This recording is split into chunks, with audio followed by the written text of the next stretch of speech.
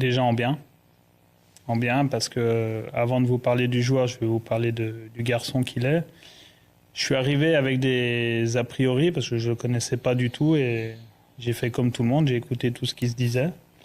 Et c'est vrai qu'au quotidien, c'est quelqu'un qui a vraiment le cœur sous la main, qui est très ouvert avec les autres, qui organise souvent des trucs à la fin des séances pour qu'on se rassemble, enfin voilà, qui a une joie de vivre et de jouer, qui est assez communicatif. Donc c'est assez plaisant d'être à son contact et d'entraîner des joueurs comme lui.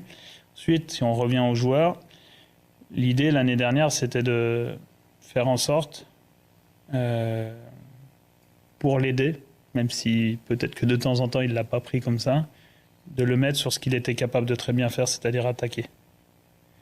Et donc le faire entrer dans des moments des matchs où il y avait soit besoin d'inverser un score, soit besoin d'enfoncer le clou, même si ça nous est très peu arrivé la saison dernière.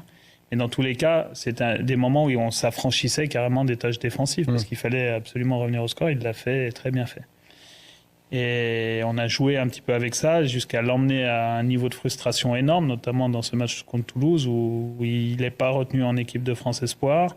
Il rentre, il met but, passe décisive sur la tête de Jake O'Brien.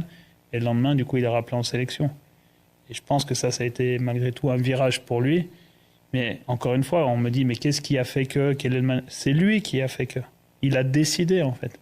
Parce que le joueur qui est en lui, il faut qu'il l'active un maximum. Et cette saison, ce qu'il a vécu à l'intersaison, l'a peut-être mis face à cette réalité-là, de se dire, ah ouais, donc moi aussi je peux être maltraité, entre guillemets, moi aussi je peux être moins considéré que le joueur talentueux